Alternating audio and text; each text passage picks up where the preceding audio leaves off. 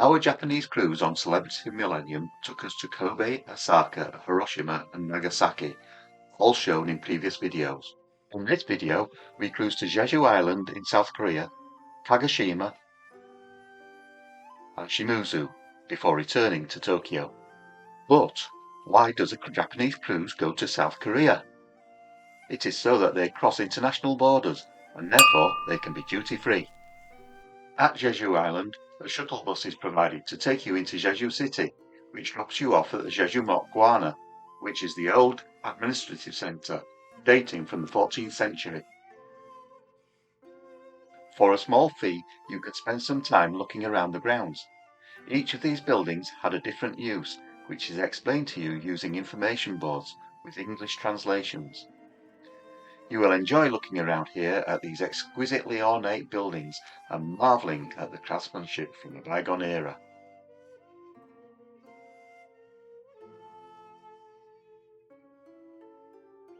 As well as the shuttle bus, there is a free city tour bus which runs from the port.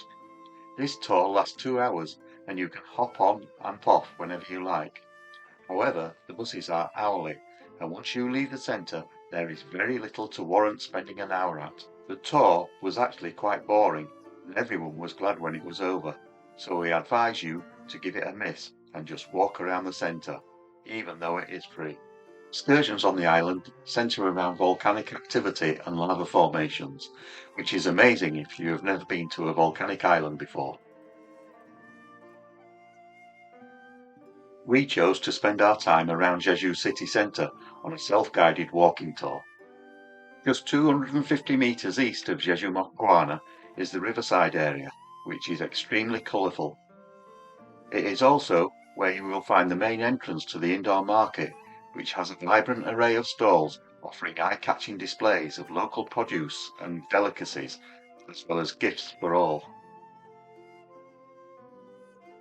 You can see fish which are sold fresh from tanks or pre-salted. And there are many stalls selling satsumas, which is a famous product of Jeju.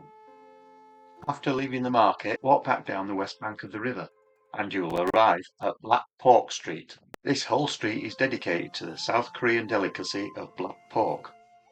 Restaurants here are set up like ceremonial rooms where you can try a set menu for £29. But not until after 4 p.m, which would leave it a bit tight for getting back to the ship on time. Instead, you can spend your time looking at some of the sculptures scattered around the area before returning to the ship. You will need the internet to find your way around both Japan and South Korea. Maya Mobile provides a good value eSIM for both countries. Scan the link to see the latest deal which helps support our channel. Ensure your phone accepts eSIMs first though. The next port of call was back in Japan at Kagoshima, where a smoking Mount Sakurajima had greeted us. This is one of the most active volcanoes in Japan, as we found out later. A free shuttle from the port drops you off at Waterfront Park, where you can catch a ferry across to Sakurajima, or simply go and explore Kagoshima itself. We opted for the latter, beginning with the Nishi Hongwanji Temple, Seigo Takamori statue, and the Terakuni Shrine, starting at the Torii Arch. This 19th century Shinto shrine features a tree pruned in the shape of a bird in flight. The shrine is dedicated to Shimazu Nariakira, lord of the Satsuma clan, and is the largest shrine in Kagoshima. We then took a walk through the shopping streets and arcades and stopped at a ramen noodle bar at the bottom of Tenmunkan Shopping Arcade for lunch. This is another Japanese eating experience you should not miss. You queue to get in, and while queuing, you order and pay for your food and drinks at a vending machine, which gives you tickets. When seats become available, you are sat down and your tickets are taken to be replaced within 5 minutes by the food and drink you ordered, all cut directly in front of you. They provide you with full napkins because you are expected to slurp your noodles down. Just look around you and do what the locals do. The flavours were incredible and the staff were so pleased to serve foreigners. We really recommend this place. More shopping and amusements was our next adventure.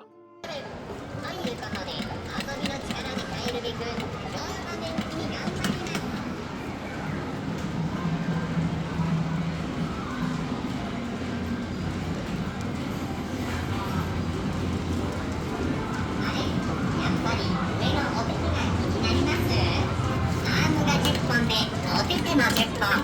これは何か起こりそうです。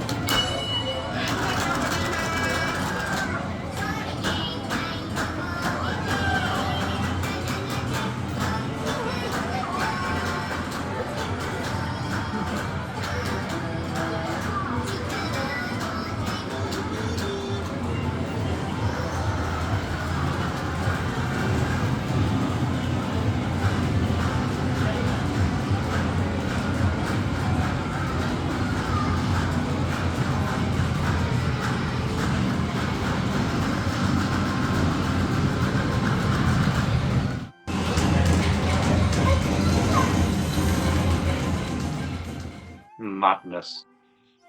Originally, we had planned to spend the afternoon on Sakurajima Island, but we were a little tired, so we decided to return to the ship instead.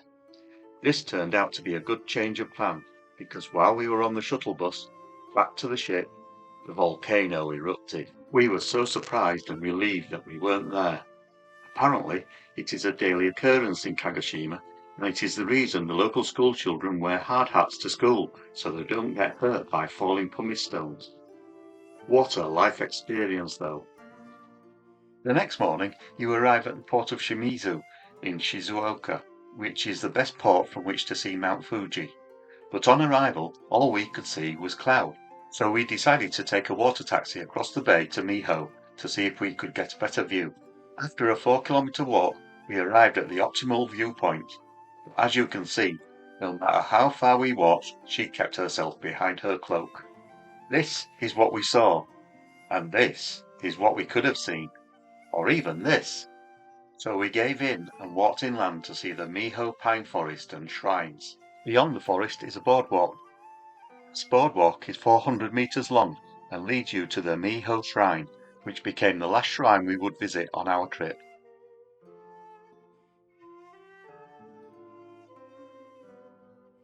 Miho Shrine is said to have the scraps of Hagoromo, robe of feathers, from the Hagoromo legend.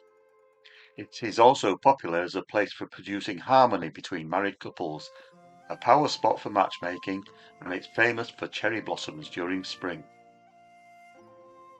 It's certainly brought harmony to us.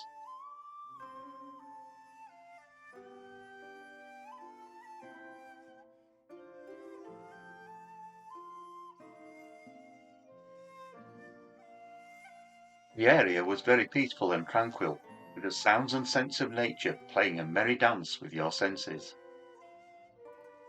The shrine itself was beautifully kept, enticing us to convey our hopes and wishes. From there, we made our way back to the water taxi and the ship. In total, we had walked around 7.5 kilometers. Back on board, we made our way up to the Sky Lounge in the hope that Mount Fuji would make an appearance. A couple of cocktails later, and she finally began her dance of the 7 veils. The following pictures were taken over a 25-minute period, but I have condensed that down to only a minute for you. Mount Fuji is such a temptress.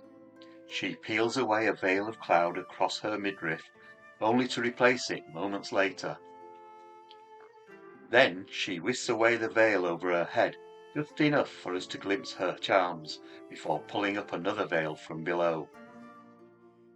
The dance of the 7 veils continues on and on. Peeling away a veil of cloud and then covering her heavenly body again, enticingly. For 25 minutes we were on the edge of our seats, drooling at the thought of what we were about to see.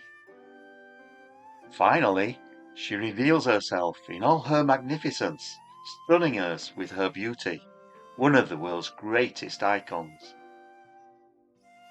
I'll leave you a moment to marvel in her wonder.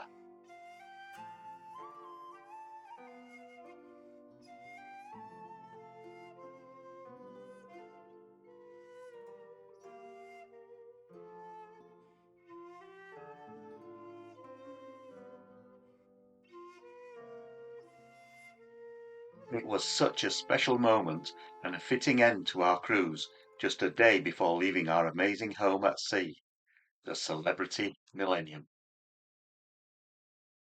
Let us know about your visit to Japan in the comments and feel free to ask any questions. Help support the channel too by liking and subscribing to us. We hope you enjoyed the video as much as we enjoyed the trip. Most of all, thank you for watching and safe travels.